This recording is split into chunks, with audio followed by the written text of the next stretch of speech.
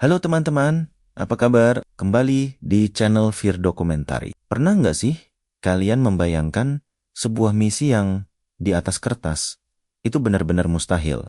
Maksudku, bagaimana caranya 12.000 pasukan yang mayoritas masih baru masuk Islam bisa menaklukkan sebuah kerajaan raksasa yang punya ratusan ribu tentara? Kedengarannya kayak fiksi kan? Tapi ini kisah nyata yang terjadi di Andalusia. Dan jawabannya bukan cuma keajaiban, tapi gabungan strategi militer yang jenius dan takdir yang memang membukakan jalan. Kita akan bedah habis-habisan di video kali ini. Siap-siap ya, siapin kopi dan cemilannya, karena kisah ini seru banget. Di satu sisi, kita punya kerajaan Visigat, yang saat itu dipimpin oleh Raja Roderick. Bayangin aja, mereka ini kayak raksasa berbadan besar. Pasukannya itu loh, ada sampai 100.000 orang. Gila nggak? Mereka juga dilengkapi persenjataan berat dan zirah yang kokoh. Kelihatannya nggak ada celah sama sekali buat ditaklukkan. Tapi, namanya juga raksasa punya kelemahan. Mereka lamban. Untuk bergerak, mereka butuh logistik yang rumit, perencanaan yang panjang. Dan pergerakan mereka itu kaku banget. Nggak fleksibel. Ibaratnya, kalau ada yang lari zigzag, mereka bingung mau ngikutin gimana. Terlebih lagi, raksasa ini dari dalam lagi sakit parah. Raja Roderick itu naik takhta lewat jalur kudeta yang licik. Makanya, para bangsawan di dalamnya saling sikut. Nggak ada loyalitas. Rakyatnya juga menderita. Dicekik pajak tinggi, dan kaum minoritas kayak orang Yahudi itu ditindas habisan. Jadi, bayangin deh, dalamnya keropos, luarnya doang yang kelihatan kokoh. Nah, di seberang selat ada pasukan kaum muslimin di bawah komando Tariq bin Ziyad. Kalau Visigat itu raksasa lamban, maka pasukan Tariq ini bisa dibilang kayak para ninja, gesit, cepat, dan ringan banget. Mayoritas dari mereka ini adalah suku Berber yang punya tekad pembuktian yang menyala-nyala. Mereka ingin menunjukkan kalau mereka juga bisa berkontribusi besar untuk Islam.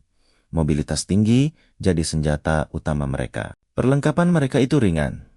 Jadi mereka bisa bergerak cepat, melakukan taktik gerilya yang bikin pusing lawan, dan bermanuver di tengah lembah, sungai, dan pegunungan terjal Andalusia. Medan yang justru sangat menyulitkan pergerakan pasukan Visigat yang lamban. Visigat yang beser-beser itu susah kalau disuruh lari-lari di medan kayak gitu. Tapi, kemenangan ini bukan cuma soal strategi militer yang brilian. Kerapuhan Visigat dimanfaatkan secara cerdas. Bantuan tak terduga datang dari dalam. Ada Gubernur Julian, seorang bangsawan yang dendam kesumat banget sama Raja Roderick karena putrinya sudah dinodai. Nah, si Julian ini dengan senang hati menyewakan kapal-kapalnya supaya pasukan muslim bisa menyeberang selat. Ini kan bantuan yang nggak terduga, benar-benar kayak jalan yang dibukakan. Nggak cuma itu, komunitas Yahudi yang selama berabad-abad ditindas habis-habisan di bawah kekuasaan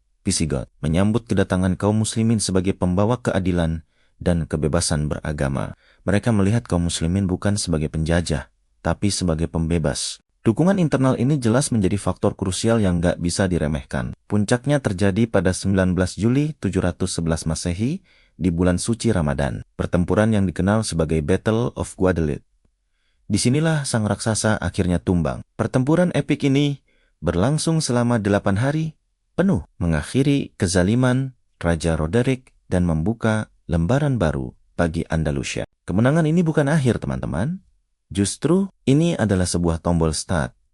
Sebuah awal bagi peradaban emas Andalusia yang kelak akan berdiri megah selama 781 tahun. Dari pasukan yang ringan dan gesit itulah sebuah pusat peradaban, ilmu pengetahuan, dan toleransi lahir. Sebuah cahaya yang kelak akan membangunkan Eropa dari masa kegelapan. Kisah ini mengajarkan kita bahwa bukan hanya kekuatan besar yang bisa mengubah dunia, tapi juga strategi cerdas, tekad kuat, dan kemampuan melihat peluang di tengah kerapuhan lawan.